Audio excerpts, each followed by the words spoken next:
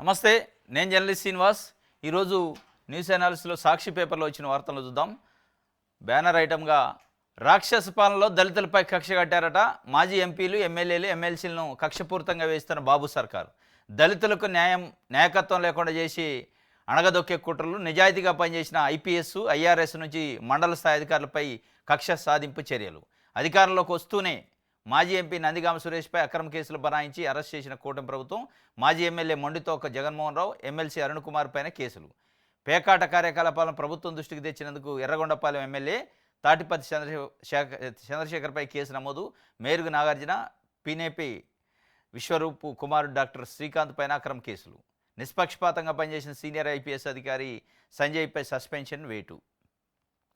ఇంకొక IPS PV Sunil కుమారు, పాల్రాజు, జాషువా. ఇట్లా మొత్తానికైతే సాక్షి పేపర్ రాక్షస పాలనలో దళితులపై కక్ష కట్టారు. ఆ దళితులపై కక్ష కట్టబట్టే కూటమి ప్రభుత్వం, వాస్తవంగా కూటమి అధికారంలోకి వస్తూనే బాపట్ల ఎంపీ, మాజీ ఎంపీ నందిగామ సురేష్ పైన కక్ష కట్టారు. ఆయన డైరెక్ట్గా రకరకాల కేసులు పెట్టి లోపటేశారు. వాస్తవంగా ఆయన ఒక ప్రజాప్రతినిధిగా ఒక అధికార పక్షంగా ఆ రోజున్న ప్రతిపక్ష పార్టీ తెలుగుదేశం పార్టీ పైన విమర్శలు చేయొచ్చు, రాజకీయ విమర్శలు. చట్టసభలో సభ్యుడు, ఆయన పార్లమెంట్ సభ్యుడు అయినప్పటికీ ఆయన ఏదైతే కామెంట్లు, ఆయన చేసిన విమర్శలు వాళ్ళు ఏదో వ్యక్తిగతంగా తీసుకొని, ప్రెస్టేజ్గా తీసుకొని ఆయన తీసిపోయి ఇవాళ జైల్లో పెట్టారు. ఒక దళిత ఎంపీ, దట్టు అట్టడుగు వర్గాల నుంచి వచ్చిండు. ఏదో రాజకీయ కుటుంబం కాదు, వాళ్ళ నానో తాతో ఇట్లా రాజకీయ వారసత్వం లేదు. అట్టడుగు వర్గాల నుంచి వచ్చిండు. దళితుల్లో కూడా చాలా డౌన్ ట్రాడ్ అని అన్నట్టు. ఆయన్ని పిలిచి జగన్మోహన్ రెడ్డి టికెట్ ఇచ్చిండు. వాళ్ళకి నచ్చలేదు. ఇట్లాంటి వ్యక్తులకే దళితుల్లో కూడా పెద్ద పెద్ద ఇండస్ట్రియలిస్టులకో, పెట్టుబడిదారులకో, పారిశ్రామికవేత్తలకో టికెట్ ఇవ్వాలి మేము ఇచ్చినట్టు. కానీ అతి సామాన్యుడికి టికెట్ ఇచ్చి మొత్తం దళిత జాతి గుండెలలో నిలబడ్డాడు జగన్మోహన్ రెడ్డి. కాబట్టి అట్లాంటి వాడిని తుంచేయాలని ఒక పన్నాగం ఎత్తుగాడు పెట్టారు. లిటరలీ చంద్రబాబు నాయుడు గారు 2014, 2019 ఆ మధ్యలో అధికారంలో ఉన్నప్పుడు ఇదే నందిగామ సురేష్ పైన అనేక అక్రమ కేసులు పెట్టి వేధించారట. వైఎస్ఆర్సీపీ అభిమాని, ఆయన కార్యకర్త, సామాన్య కార్యకర్త, మండల స్థాయి కూడా లేదు. అభిమానిస్తే ఆయన పైన వేధింపులు గురి చేస్తే ఆ వేధింపులు జగన్మోహన్ రెడ్డి దృష్టికి పోయి జగన్మోహన్ రెడ్డి డైరెక్ట్గా నందిగామ సురేష్కి బాపట్ల టికెట్ ఇచ్చిండు, ఎంపీ టికెట్ ఇచ్చి ₹1 ఖర్చు లేకుండా గెలిపించిండు. అది వీళ్ళకి నచ్చలే.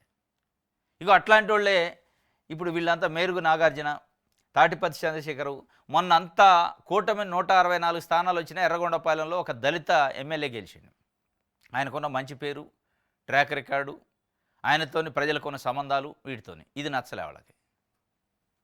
ఆయన ఏదో ఒక రంగా తుక్కాలేయాలి, కోర్టులలో కేసులు పెట్టాలి, జైలుకు పంపాలి, ఈ పన్నాగం అన్నాడు. ఎందుకంటే దళితులు ప్రశ్నిస్తే మహాకోపం వద్ది కొంతమంది, కొన్ని పత్రికలకి, కొంతమంది నాయకులకి.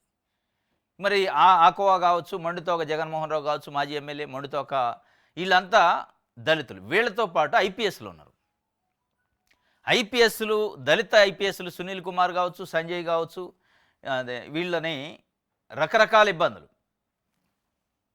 అసలు ఆంధ్రజ్యోతి పత్రిక అయితే పని కట్టుకొని ఐపీఎస్ ఆఫీసర్ల పైన మరి ఈ కులపిచ్చా లేదంటే నిజంగానే వాళ్ళు ఏమైనా చేశారు. కానీ వాళ్ళు ఆయన రాసే వార్తలు చూస్తే స్పష్టంగా కులపిచ్చే అనిపిస్తుంది.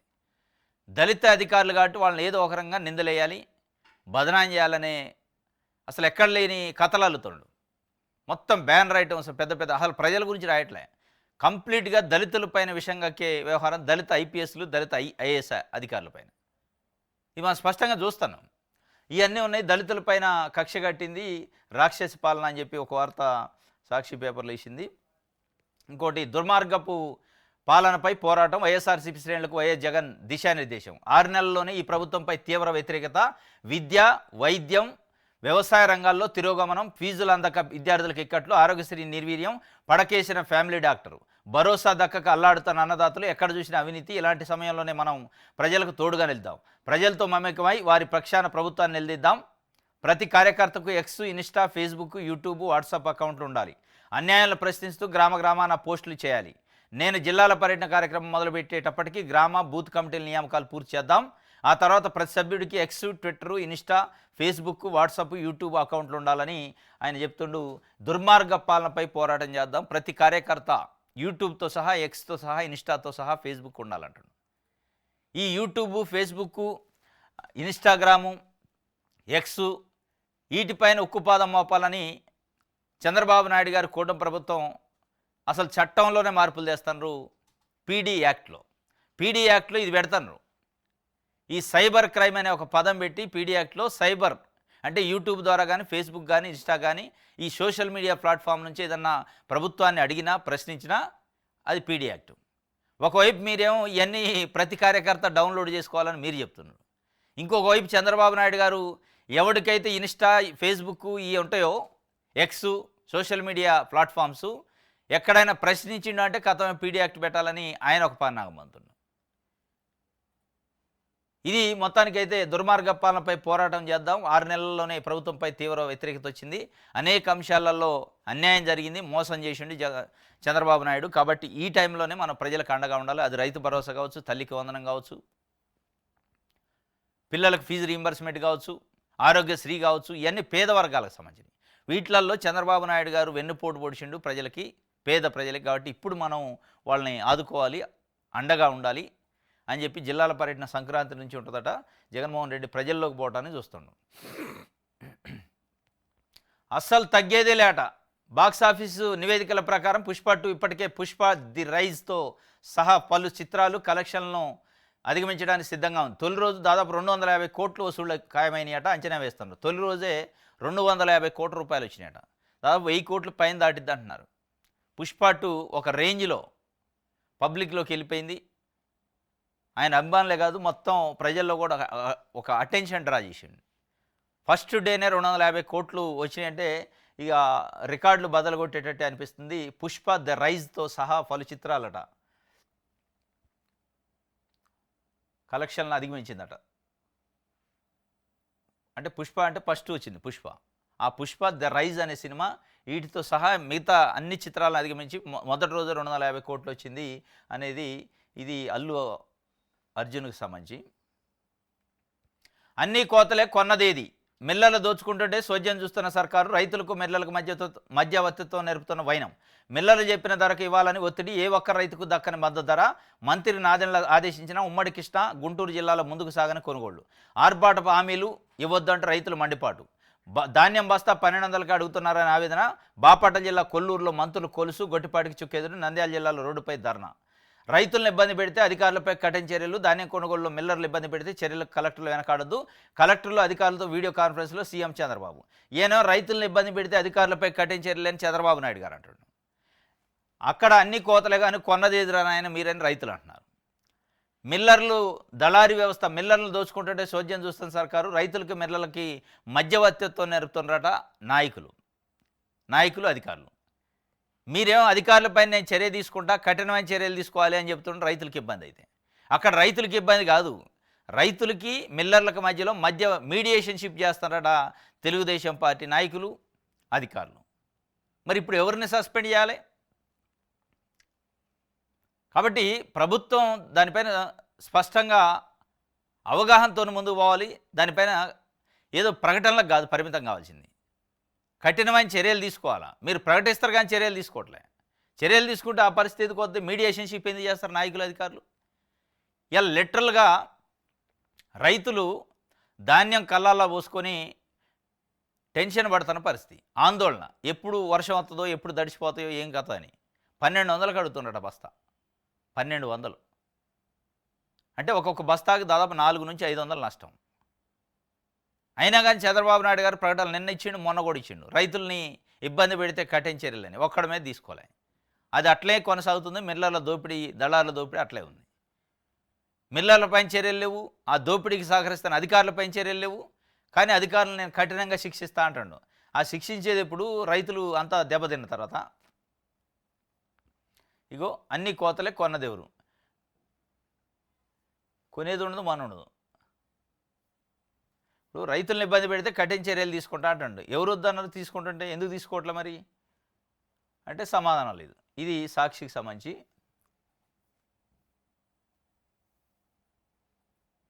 రైట్.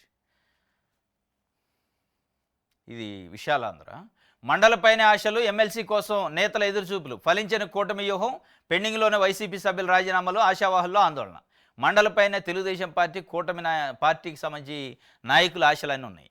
ఎవరికైతే గడిచిన ఎన్నికల్లో టికెట్లు రాక, ఈ కూటమి పొత్తులలో టికెట్ రాలేదు తెలుగుదేశం పార్టీ నాయకులకి, వాళ్ళకి శాసన మండలిలో అవకాశం కల్పించని చంద్రబాబు నాయుడు గారు ఒక ఎత్తుగాడేసిండు. వైఎస్ఆర్సీపీకి సంబంధించిన ఎమ్మెల్సీలను రాజీనామా చేయించిండు. రాజీనామా పత్రాలు సమర్పించారు. అవి ఇప్పుడు మండలి చైర్మన్ దగ్గర ఉన్నాయి. చైర్మన్ డెసిషన్ తీసుకుంటే అది ఖాళీ అయితే అప్పుడు తెలుగుదేశం పార్టీ వాళ్ళని అందులో కూర్చోబెట్టచ్చు అని ఒక పన్నాగం అన్నాడు. కానీ మండలి చైర్మన్ దానిపైన డెసిషన్ తీసుకోవట్లేదు. ఇప్పుడు వీళ్ళు ఎటు గుంజుకు పోయేది కాకుండా అయింది. ముందుకు పోయేది కావట్లే, వెనక పోయేది కావట్లే. ఎందుకంటే అవి ఖాళీ అయితే వాళ్ళకి ఎమ్మెల్సీ స్థానాలు ఇచ్చిన తర్వాత మిగతా నామినేటెడ్ పదవులు భర్తీ చేయొచ్చు. ఎమ్మెల్సీ ఎవరికి ఇవ్వాలి, నామినేటెడ్ ఎవరికి ఇవ్వాలనేది ఒక డెసిషన్ తీసుకోవచ్చు అని ఆయన చూస్తున్నాడు. అవి ఖాళీ అయ్యే పరిస్థితి లేదు. మండలి చైర్మన్ రిజైన్ చేసిన దాన్ని ఆమోదించట్లేదు, రిజెక్ట్ చేయట్లే, పెండింగ్ పెట్టిండు. ఇప్పుడు సంకటమైన పరిస్థితిలో ఉంది తెలుగుదేశం పార్టీ. దానిపైన ఆశలన్నీ ఉండాలి. దాని తర్వాత నామినేటెడ్ పోస్టులు భర్తీ చేయాలని ఒక వ్యూహంతో ఉన్నారు. ఎందుకంటే కార్యకర్తలు, నాయకులు టికెట్లు ఈ మిస్ అయిన వాళ్ళు 6 నెలలు అయింది మాకేం లేదని ఒక రకంగా ఆవేదన వ్యక్తం చేస్తున్నారు. ఒక 3 రాజ్యసభ సభ్యులు రాజీనామా చేశారు వైఎస్ఆర్సీపీ నుంచి, కొంతమంది ఎమ్మెల్సీలు రాజీనామా చేశారు. ఈ 3 రాజ్యసభ సభ్యులు అంటే అక్కడ ఢిల్లీలో కాబట్టి ఆమోదమైనవి. ఇప్పుడు ఒక 2 టీడీపీకి వస్తున్నాయి, ఒకటి బీజేపీకి వస్తుంది. ఇక్కడ మట్టుకి సంకట పరిస్థితి ఏర్పడ్డది. దీనివల్ల ఏమవుతుందంటే నామినేటెడ్ పదవులు భర్తీ చేయదు కావట్లే. ఆల్రెడీ ఒక లిస్ట్ వచ్చింది. ఆ లిస్ట్ వచ్చిన తర్వాత రెండో లిస్ట్ కూడా ఇచ్చారనుకో, ఇక అసంతృప్తి స్టార్ట్ అయింది. అందుకే ముందు ఎమ్మెల్సీ ఏదన్నా డిసైడ్ అయితే, ఎమ్మెల్సీలు ఎవరికి ఇవ్వాలో, పెద్ద నాయకులు ఎవరైతే ఎమ్మెల్యే ఎంపీ టికెట్లు మిస్ అయ్యారో వాళ్ళకి ఎమ్మెల్సీ ఇచ్చి ఇక నామినేటెడ్ పదవుల్లో మళ్ళీ అడ్జస్ట్ చేయడానికి ఒక స్కోప్ వస్తుంది. అంటే ఈ అసంతృప్తులు, ఆగ్రహజ్వాలలు ఉండకుండా చల్లార్చడానికి అన్నీ ఒకసారి ఇద్దామని ఆయన చూస్తుండు. అక్కడనేమో అవ్వట్లే. ఇంకోటి, బెల్ట్ షాపుల దందా, సీఎం ఆదేశాలను బేఖాతరు. పల్లెలలో విచ్చలవిడిగా మద్యం విక్రయాలే, అధికారులు, అధికార పార్టీ నేతలు అండదండలు. మద్యం షాపులు అనుబంధంగా బెల్ట్ షాపులు పెడితే తాను బెల్ట్ తీస్తానంటూ ముఖ్యమంత్రి చంద్రబాబు చేసిన హెచ్చరికలుగానే మిగిలిపోయాయి. మద్యం పాలసీని అనుసరిస్తూ నిబంధనలు అమలయ్యేటట్టు చూడాల్సిన ఎక్సైజ్ పోలీసులు ఆయా మద్యం దుకాణాల పరిధిలో సొంత చట్టాన్ని అమలు చేస్తూ అందిన కాడికి దండుకుంటున్నారట. లైసెన్సు మద్యం దుకాణాల్లో అమ్మకాలకు సంబంధించి ప్రభుత్వం సూచించిన విధంగా రాష్ట్ర వ్యాప్తంగా మద్యం విక్రయాలు జరిగేలా పరీక్షించాల్సిన ఎక్సైజ్ అధికారులు దగ్గరుండి బెల్ట్ షాపులను ప్రోత్సహిస్తున్నారు. అందుకోసం కొన్ని పల్లెల్లో పంచాయతీలు కూడా పెట్టి సర్దుబాటు చేస్తున్నారనే విమర్శలు వస్తున్నాయి. ఈ నేపథ్యంలో మద్యం వ్యాపారులతో అనధికారికంగా సమావేశాలు ఏర్పాటు చేసి మామూళ్ళు బేరాలు కుదుర్చుకుంటూ వాటిని మరింత పెంచుకునే ప్రయత్నాలు చేస్తున్నారు. అందుకు మద్యం వ్యాపారులు వ్యతిరేకిస్తే ఏదో ఒక రకంగా సర్దుబాటు అయ్యేలా అధికారులు చర్యలు చేపడతారు. ఇది చంద్రబాబు నాయుడు గారు ఏమంటాడు, ఈ మధ్య 2-3 సార్లు వచ్చింది పేపర్లో. బెల్ట్ షాపుల ప్రస్తావన తెస్తే నేను బెల్ట్ తీస్తా అంటాడు. బెల్ట్ షాపులను ప్రోత్సహిస్తే నేను బెల్ట్ తీస్తా అంటాడు. ప్రోత్సహించేదే మీ అధికారులు, మీ పార్టీ నాయకులట. విశాలాంధ్ర పేపర్ రాసింది అలా, వాళ్ళు ఫీల్డ్ లెవెల్లో గమనించి. ప్రోత్సహిస్తున్నది ఎవరు? అధికార పార్టీ పచ్చ చొక్కా వేసుకున్న నాయకులు, ప్రభుత్వం అధికారులు, ఎక్సైజ్ అధికారులు. ఎవరైతే ఈ బెల్ట్ షాపుల వ్యవస్థని నిర్మూలించాలనో, బెల్ట్ షాపుల వ్యవస్థని చట్ట ప్రకారం శిక్షించాలనో వాళ్లే బెల్ట్ షాపులు పెట్టుకోవడానికి మధ్యవర్తిత్వం, మీడియేషన్షిప్ చేస్తారట. అంటే కూర్చోబెట్టి మాట్లాడుతున్నారు. వైన్ షాప్ ఎవరైతే టెండర్ దక్కించుకున్న వైన్ షాప్ యజమానితో బెల్ట్ షాప్ పెట్టాలనుకున్నతో కూర్చొని మాట్లాడి మామూలు ఇప్పించి వీళ్ళకన్నీ జేబులు వేసుకొని తెలుగుదేశం పార్టీ నాయకులు, అధికారులు బెల్ట్ షాపులు పెట్టిస్తున్నారు. ఇప్పుడు మరి బెల్ట్ ఎవరు మీద తీస్తారు, ఎవరు బెల్ట్ తీస్తారు? బెల్ట్ తీసి ఎవరు కొట్టుకోవాలి? ఇప్పుడు ఎవరు తీస్తే వాళ్ళు కొట్టుకోవాలా బెల్ట్ అనేది ప్రశ్న. ఇది అలా స్పష్టంగా నడుస్తుంది రాష్ట్రంలో. చంద్రబాబు నాయుడు గారికి మరి తెలిసి అంటే ఆయనకి నోటీసులు లేకుండా ఉండదు, ఇంటెలిజెన్స్ నివేదికలు ఉంటాయి కదా, రిపోర్ట్సు. ఇప్పుడు ఇసుక విషయంలో అదే అన్నాడు. ధాన్యం కొనుగోళ్ల విషయంలో నేను కఠిన చర్యలు తీసుకుంటాను, నన్ను చూస్తారు 95 సీఎం అని అంటాడు చంద్రబాబు నాయుడిని. 95 సీఎం అట.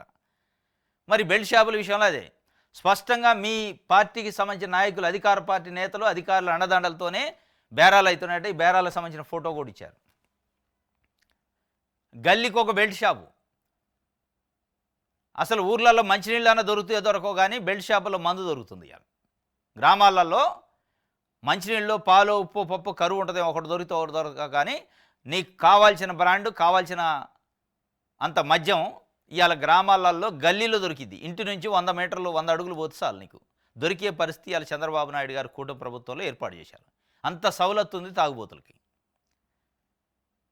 ఇది ఇలా బెల్ట్ షాపుల పైన నేను బెల్ట్ తీస్తా అన్నాడు. ఆ బెల్ట్ తీసింది లేదు, మనం చూసింది లేదు. రైట్, ఇది విషయాలందరికి సంబంధించి. ప్రజాశక్తి చూద్దాం.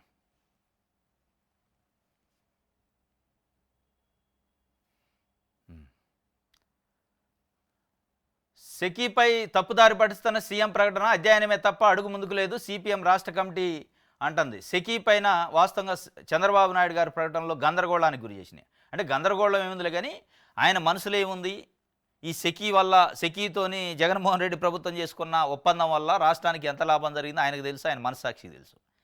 కానీ ఆంధ్రజ్యోతి, ఈనాడు, చంద్రబాబు నాయుడు గారికి సంబంధించిన నాయకులు, అంటే వాళ్ళ పార్టీ నాయకులు జగన్మోహన్ రెడ్డి పైన బురద జల్లాలి కాబట్టి ఏదో విమర్శలు రాశారు, కానీ విమర్శలు మాట్లాడారు. కానీ ఆయనకు తెలుసు ఈ ఒప్పందం ₹2.49 ఒక యూనిట్ అంటే చాలా లాభం జరిగేదే.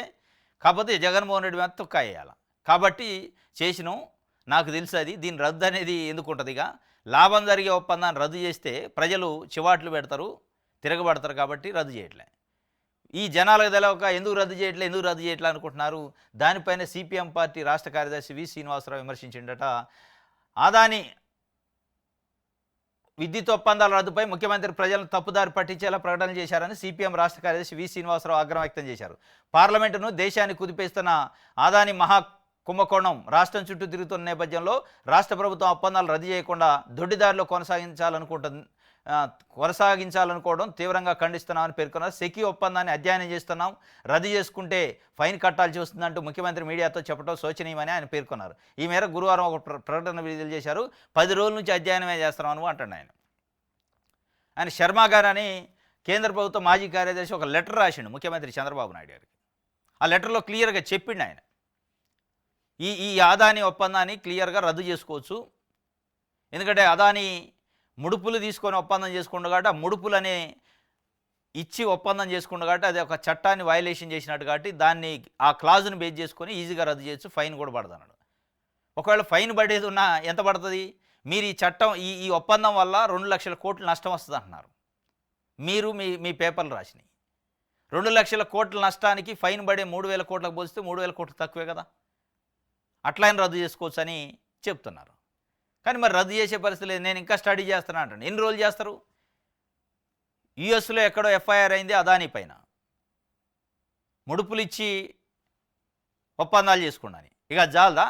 ఇక నువ్వు స్టడీ చేసేది ఏంది అంటే అక్కడ ఏం లేదు, విషయం ఏమీ లేదు. ఒకటి విషయం ఏమీ లేకుండా ఉండాలి అంటే ఆ ఒప్పందం కరెక్టే, ₹2.49 జగన్మోహన్ రెడ్డి చేసుకుంది కరెక్టే, దానివల్ల రాష్ట్రానికి 1,10,000 కోట్లు లాభం జరిగిద్ది అనేది కరెక్టే. కానీ పొలిటికల్గా మేము ఇరుకును పెట్టాలి కాబట్టి విమర్శలు చేసినాం, ఆ విమర్శలు నాకే తిప్పికొడతాయని భయపడతాడా? లేదా అక్కడ అదాని ఉన్నాడు కాబట్టి మోడీ ఒప్పుకోడు కాబట్టి ఈ విషయంలో ముందుకు పోవట్లేదు. ఈ రెండిట్లో ఏదో ఒకటి అయితే ఉంది. ఈ రెండిట్లో ప్రధానంగా తక్కువ ధరకే ఒప్పందం చేసుకున్నాడు కాబట్టి లాభమే ఉంది కాబట్టి రద్దు చేద్దాం అనేది ఒకటి మొదటి ప్రాధాన్యత ఉంటుంది. అది బయటికి చెప్పలేడు. ఇప్పుడు ఎందుకంటే ఇరుక్కోనడు, అడ్డగోలుగా విమర్శలు చేసిండు, ఇరుక్కోండు. ఆయనతో పాటు భజన చేసే పత్రికలు అడ్డగోలుగా పెద్ద పెద్ద వార్తలు రాసినాయి, పేజీలకు పేజీలు. అయిపోయి ఆడ కూర్చున్నా టేబుల్ కింద నేను చూసిన కెమెరా పెట్టాను ఏబిఎన్ రాధాకృష్ణ రాసిండు. ఇప్పుడు ఏం చేయాలో ఒప్పందం రద్దు చేసే పరిస్థితి లేదు. రద్దు చేయకపోతే ప్రజలు ఊరు. మరి అంత పెద్ద కుంభకోణం జరిగే ఎందుకు రద్దు చేయవు? 2 లక్షల కోట్ల రూపాయలు మా పైన భారం పడుతుంటే 3,000 కోట్లకు పైన కట్టి రద్దు చేసుకుంటే తప్పే ఉంది. నిజంగా జగన్మోహన్ రెడ్డి తప్పు చేసి ఉంటే, లేదంటే తప్పు చేయకుండా మీరే తప్పుడు వార్తలు తప్పుడు మాటలు మాట్లాడారని ప్రజలు నిలదీసే పరిస్థితి ఉంటుంది, చెప్పలేని పరిస్థితి. ఇది ఒక క్రెడిబిలిటీకి సంబంధించిన సమస్య. ఇప్పుడు వెనక్కి పోయేది కాట్ల ముందుకు పోయేది కాట్ల ఇరక్కపోయారు. రైట్, ఇది సెకీకి సంబంధించి. దిశ చూద్దాం. రైతన్నలను ఇబ్బంది పెట్టద్దు, ధాన్యం కొనుగోలులో నిర్లక్ష్యంగా ఉండే అధికారులు ఉద్యోగులపై కఠిన చర్యలు. అధికారులు ఉద్యోగులు కాదు, మిల్లర్లపైన తెలుగుదేశం పార్టీ నాయకులపైన తీసుకోవాలి చర్యలు. మీరు అధికారులపైన అంటే ఏముంటుంది?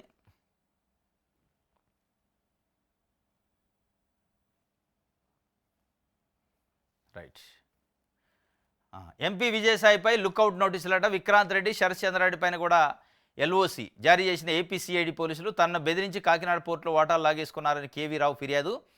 ముగ్గురు దేశం విడిచి వెళ్లకుండా సర్క్యులర్ ఇచ్చారట. ఆ కేవీ రావు కథ ఏందో, ఈ కేవీ రావు కథ కూడా నాకు తెలిసి అంటే ప్రజలు అనుకునేది ఏది కల్తీ నెయ్యి వ్యవహారము ఈ సెకి వ్యవహారం లెక్కనే ఇది. సెకి వ్యవహారము, కల్తీ నెయ్యి, రాష్ట్రంలో అప్పులు, ఈ మూడింటి పైన ఫేక్ ప్రచారం ఎట్లయితే చేశారో ఇది ఫేక్ అని జనాలకు తెలిసాక దాన్ని మర్చిపోయారో ఈ కేవీ రావు కథ కూడా అంతే. ఇది ఆ కేవీ రావుని అడ్డం పెట్టుకొని ఏదో చేయబోతున్నారు. జత్వానిది కూడా ఇంకోటి, ఇవన్నీ కూడా ఏదో చేయబోయారు, ఏదో అవుతుంది. లుకౌట్ నోటీసులు ఇచ్చారట. ఈనాడు చూద్దాం.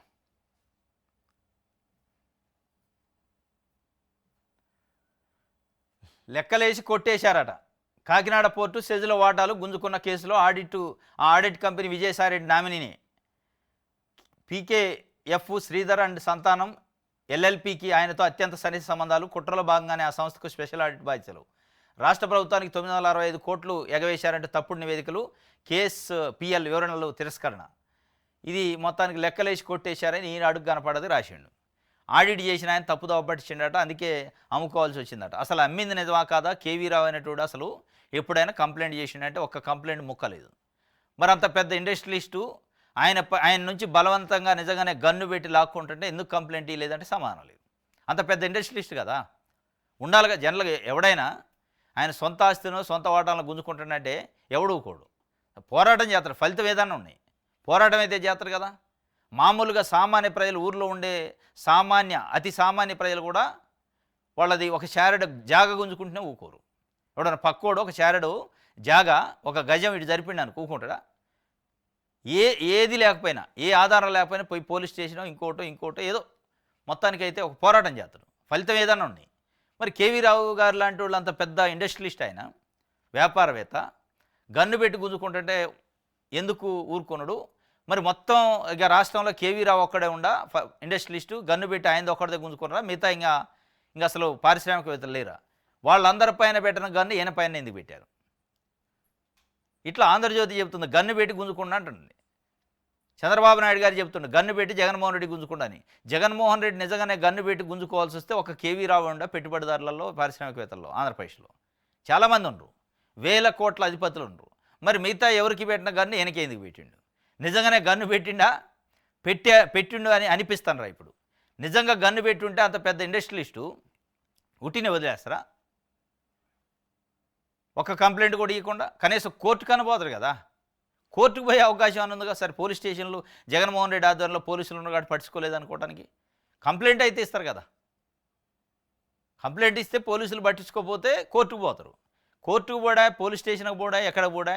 ఇప్పుడు మీరు వచ్చి గన్ను పెట్టి గుంజుకోండు, లెక్కలేసి కొట్టేశారు అని రాస్తున్నారు. మరి ఎట్లా దీన్ని నమ్మాలి, ఏ విధంగా తీసుకోవాలి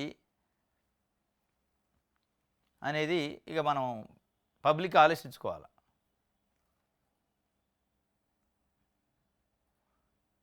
విశాఖ ఉక్కు కట్ట 2 ఏళ్లలో 7,700 కోట్ల నష్టం వచ్చింది. సంస్థ భవిష్యత్తుపై వెంటనే నిర్ణయం తీసుకోవాలి.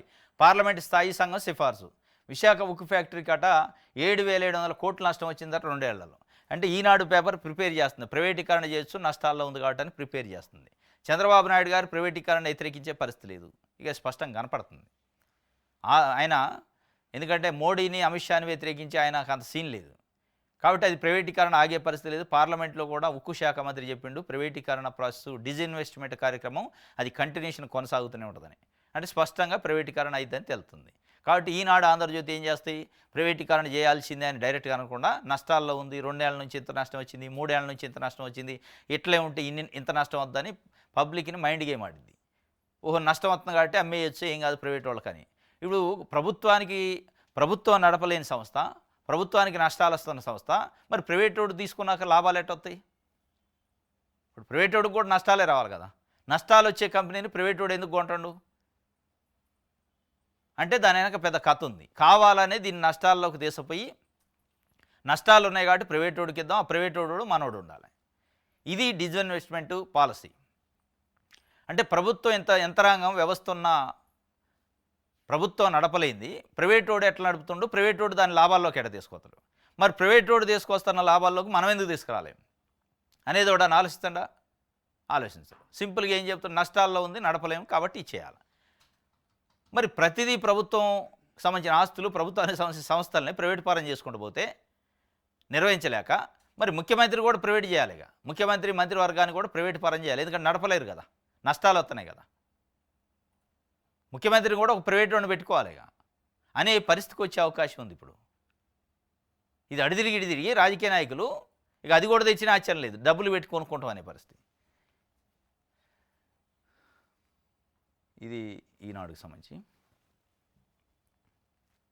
ఆంధ్రజ్యోతి చూద్దాం. ధాన్యం కొనుగోలులో దళారులు వద్దు, రైతులకు అన్ని విధాలుగా అండగా నిలవాలి, 24 నుంచి 48 గంటల్లో రైతుల ఖాతాలోకి నగదు పడాలి, రేషన్ బియ్యం అక్రమ రవాణాపై నిఘా, దీపం 2పై మరింత ఫోకస్ అని నాదెండ్ల మనోహర్ పౌర సరఫరాల శాఖ మంత్రి చెబుతుండు. ధాన్యం కొనుగోలులో దళారులు వద్దు, ఉన్నదే తెలుగుదేశం పార్టీ నాయకులాడు దళారులు, తెలుగుదేశం పార్టీ నాయకులే మధ్యవర్తిత్వం వహిస్తారట, మిల్లర్లకే రైతులకు మధ్యలో మీడియేషన్షిప్ చేస్తారట, మీరేం దళారులు వద్దు అంటున్నారు. ఆ దళారులు ఉండబట్టే కదా బస్తాకి 400 నుంచి 500 నష్టానికి అమ్ముకోవాల్సి వచ్చింది. వైసీపీ మాఫియా పైన సిట్ వేశారట 2 నెలల కిందటే రంగంలోకి విజిలెన్స్. అంటే మీకేడ తెలిసింది, ఎవరికి తెలియదు కదా, ముఖ్యమంత్రి గారు చెప్పలేడా, ప్రభుత్వ యంత్రాంగం ఎవరు చెప్పాలి, సిట్ వేస్తే చీఫ్ సెక్రటరీ డీజీపీకి తెలవాలి. వైసీపీ మాఫియా పైన సిట్ వేశారట, ఆంధ్రజ్యోతికి తెలిసిందట. అంటే మీరు వేయించారా, మీరే ఏమన్నా వైసీపీ మాఫియా పైన మీరు ఏంది చర్యలు తీసుకోవట్లే, 6 నెలలు అయిందని వెంటబడి లోపట బలవంతంగా చంద్రబాబు నాయుడు గారితో సిట్ వేయించిండా ఆంధ్రజ్యోతి రాధాకృష్ణ గారు. ఇక్కడ సిట్ వేస్తే జనరల్గా చీఫ్ సెక్రటరీ తెలిసింది, డీజీపీకి తెలిసింది, సీఎంకి తెలిసింది, వాళ్ళు ఎక్కడ మేము సిట్ వేసినామని ప్రకటించలే. 2 నెలల క్రితమే అయిందట ఆగమే, ఇది విజిలెన్స్ 2 నెలల కిందటే రంగంలోకి విజిలెన్స్ అట, బాధితులకు న్యాయం చేయాలని సీఎం నిర్దేశం, సిట్తో గట్టిగా 5 ఏళ్లలో వైసీపీ పాలనలో ప్రభుత్వ ఆదాయానికి జరిగిన నష్టం నుంచి సామాన్య ప్రజలకు జరిగిన నష్టాల వరకు అనేక కోణాల్లో విజిలెన్స్ సమగ్ర నివేదిక ఇచ్చింది, వీటిని అంశాల వారిగా వర్గీకరించి దేనిపై ఎలాంటి చర్యలు తీసుకోవాలో నిర్ణయించాలని ప్రభుత్వం భావిస్తుంది. దీనికోసం ఐపీఎస్ అధికారి వినీత్ బ్రిజ్లాల్ నేతృత్వంలో ప్రత్యేక దర్యాప్తు బృందాన్ని నియమించినట్లు అత్యంత విశ్వసనీయంగా తెలిసింది. అత్యంత విశ్వసనీయం అట. ఇక అత్యంత విశ్వసనీయం అంటే చంద్రబాబు నాయుడు గారు ఫోన్ చేసి చెప్పాలి, లేదంటే నువ్వు అన్న అడిగి ఉండాలి. ఏం సార్ ఎన్ని రోజులు అవుతుంది, 6 నెలలు అయింది కదా, ఇక మరి ఆయన వదిలేస్తారా, అసలు చర్యలు తీసుకుంటారా అని. సెకీ ఒప్పందం విషయంలో ఆంధ్రజ్యోతి రాసింది పూర్తిగా అటర్ ఫ్లాప్ అయింది, అయిపోయింది. 1750 కోట్ల రూపాయలు లంచం తీసుకుంటూ అమెరికా పోలీసులు వస్తారు, అరెస్ట్ చేస్తారు, తీసుకుపోతారు, ఇక్కడ సిబిఐ ఎంక్వైరీ చేద్ది, లేకపోతే చంద్రబాబు నాయుడు గారు లోపట ఇప్పుడేస్తాడు అన్నాడు. లోపట వేయటం కాదు కదా, అసలు దాని గురించి మాట్లాడటానికి ఆయన భయపడతాడు. విలేకరులన్నీ చిట్చాట్లాడితే సెకీ ఒప్పందం పైన అధ్యయనం చేస్తామని ముక్తసరిగా చెప్పి వెళ్ళిపోయిందట. నువ్వు రాసినంత సీరియస్నెస్ లేదాడ, మీరు వార్తలలో రాసినంత సీరియస్నెస్, దానిపై మొత్తం జగన్మోహన్ రెడ్డి జైల్లో కూర్చోబెట్టేంత సినిమా లేదాడ. ఆ ఒప్పందం వల్ల 1,10,000 కోట్ల రూపాయల లాభం జరిగింది రాష్ట్రానికని ఆయన చెప్తుండ్రు, 2 లక్షల కోట్ల నష్టం జరిగిద్దని మీరు చెప్తుండ్రు. 2 లక్షల కోట్ల నష్టం జరిగే ఒప్పందాన్ని రద్దు ఎందుకు చేయట్లేదని ప్రజలు అడుగుతున్నారు. లేదు ఫైన్ వేస్తారు అంటున్నారు, ఫైన్ ఎంత 3,000 కోట్లు, 2 లక్షల కోట్లు ఎక్కువ, 3,000 కోట్లు ఎక్కువ. 2 లక్షల కోట్ల నష్టం కోసం అవసరమైతే 3,000 కోట్లు నష్టపోయినా పర్లే, 3,000 కోట్లు ఫైన్ కడితే 2 లక్షల కోట్లు ఆదా అవుతాయి కదా ప్రభుత్వానికి, మరి ఎందుకు రద్దు చేయట్లే అంటే దాని వెనక ఉన్న మతలబ్ ఏంటంటే ఇదంతా ఫాల్స్. మీరు చేసిన ప్రచారం విద్యుత్ ఒప్పందాల అక్రమాలు ఫాల్స్, శిలవల పలవలుగా చేశారు. అమెరికాలో వాళ్ళు అనుమానాస్పదంగా ఇట్లా జరిగి ఉండొచ్చు అని ఒక ఎఫ్ఐఆర్ చేస్తే దాన్ని శిలవల పలవలు చేసి జగన్మోహన్ రెడ్డి మొత్తం ఆదానితో డబ్బులు తీసుకుంటూ టేబుల్ టు టేబుల్ జరిగింది అన్నట్టు రాశారు, అది ఫెయిల్ అయింది. ఇప్పుడు అట్లే ఈ వైసీపీ మాఫియా పైన సిట్ వేశారట, ఇది ఆంధ్రజ్యోతికి తెలిసిందట, ఆంధ్రజ్యోతి వార్త రాసింది. ఇక ఇంకో నెలకో 2 నెలలకో ఏమైంది సిట్ అని జనాలు అడుగుతారు. అప్పుడు ఏం చెప్తారు మీరు, ఏ మాఫియా పైన సిట్ వేశారు, ఏముంటుంది తెలిసేది, సెకీ పైన లడ్డూ పైన ఏం జరిగిందో అదే తెలుస్తుంది అనేది ప్రజలు అనుకుంటున్నారు. ఏముంటుంది మాఫియా అంటే, ఓ 2-3 లక్షల కోట్ల రూపాయలు ప్రజలకు పంపిణీ చేసిండు, పేద ప్రజలకి సంపదను పంచిండు, అది మాఫియానా? పేదోళ్ళకి పేద తల్లులకి అమ్మఒడి ఇచ్చిండు, రైతు నేస్తం ఇచ్చిండు, నేతన్న నేస్తం ఇచ్చిండు, రైతు భరోసా ఇచ్చిండు, ఇవన్నీ ప్రజలకి ఇవ్వటం అది మాఫియా కింద అయితే ఒకళ్ళు నిజంగానే దానిపైనే సిట్టు. అది మాఫియా ఎట్టటిత్తడు ప్రజలకి, పేదోళ్ళకి పెద్దోళ్ళకి ఇవ్వాల్సింది పేదోళ్ళకి ఇచ్చిండు జగన్మోహన్ రెడ్డి పంచిండు కాబట్టి దాని మీద సిట్ వేశారా? ఏ వ్యవహారం మీద సిట్ వేశారు, ఏం తేల్చారు ఇప్పటివరకు? ఏమి లేదు. ఆయన చెబుతుండు అత్యంత విశ్వసనీయ సమాచారం వచ్చిందట.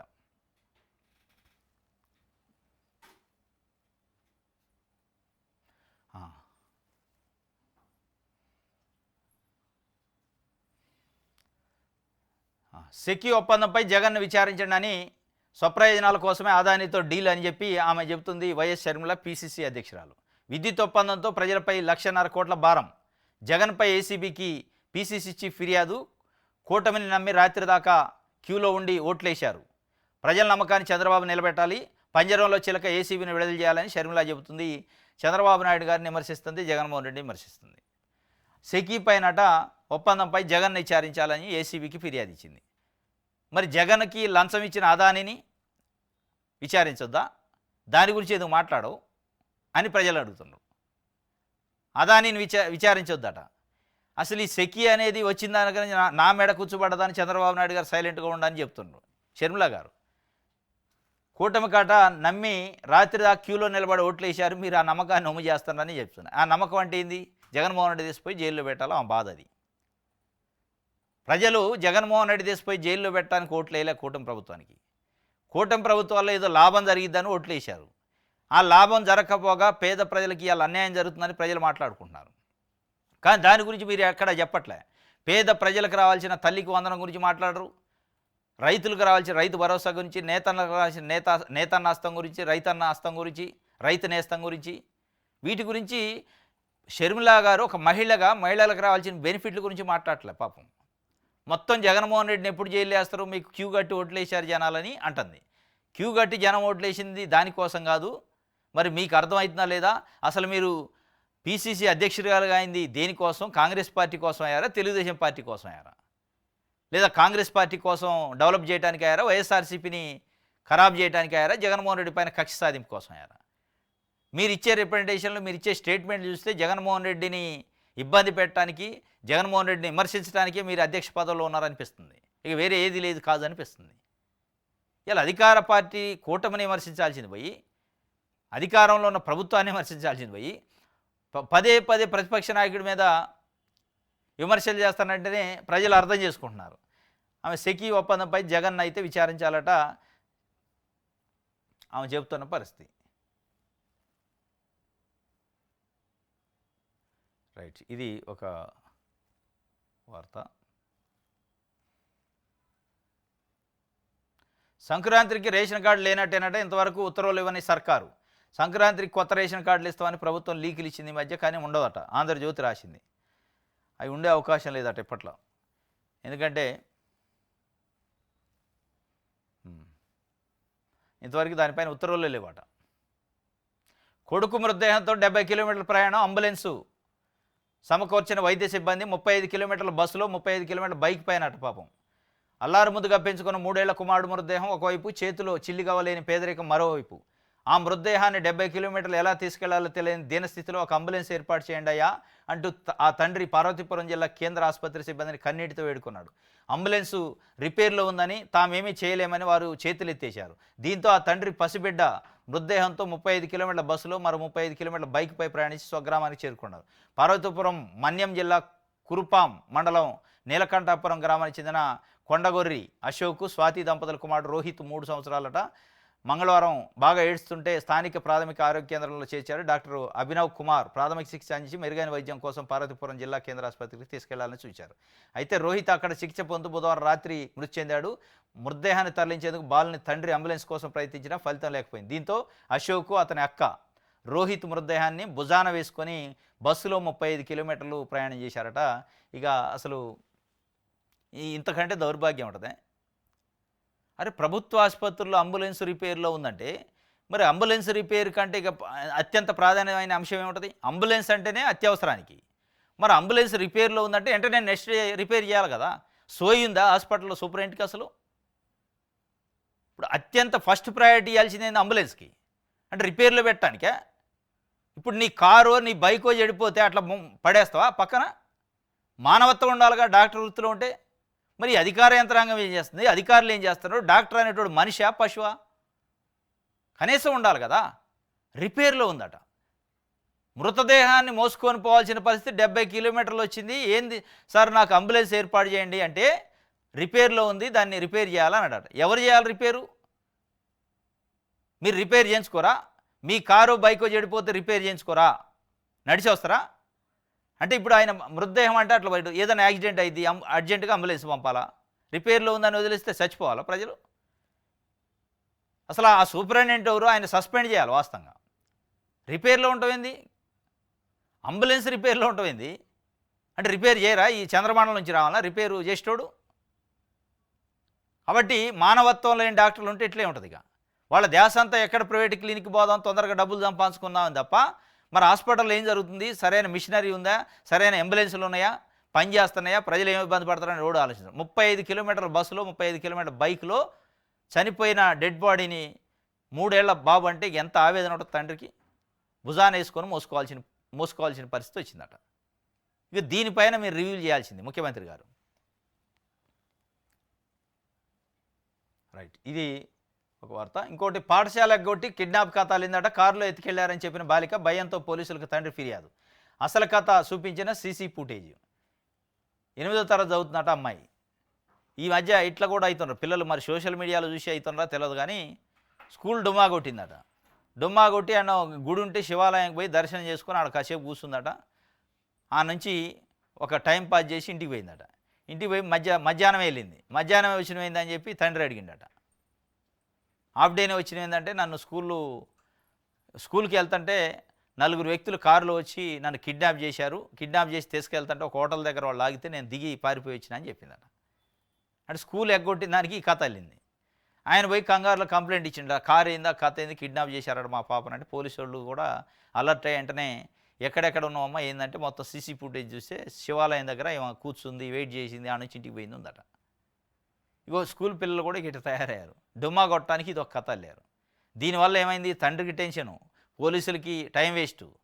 పోలీసు యంత్రాంగం రేపు ఏదైనా సీరియస్ ఇష్యూ అయినా పట్టించుకోరు. ఇప్పుడు రేపు వేరే వాళ్ళు నిజంగానే ఏదైనా స్కూల్ పిల్లలు కిడ్నాప్ అయిందన్నా కానీ ఇదేదో డుమ్మా కొట్టడానికి కథ అనుకుంటారు. కాబట్టి ఇది కాదు. పిల్లలకు కౌన్సిలింగ్ ఇవ్వాలి అవసరమైతే, టీచర్సా పేరెంట్సా. ఇది నిన్న సీతానగరంలో జరిగింది. తూర్పుగోదావరి జిల్లా సీతానగరం మండలం లంకూరు గ్రామం. బాలిక 13 సంవత్సరాలు. రైట్, ఇది ఆంధ్రజ్యోతికి సంబంధించి.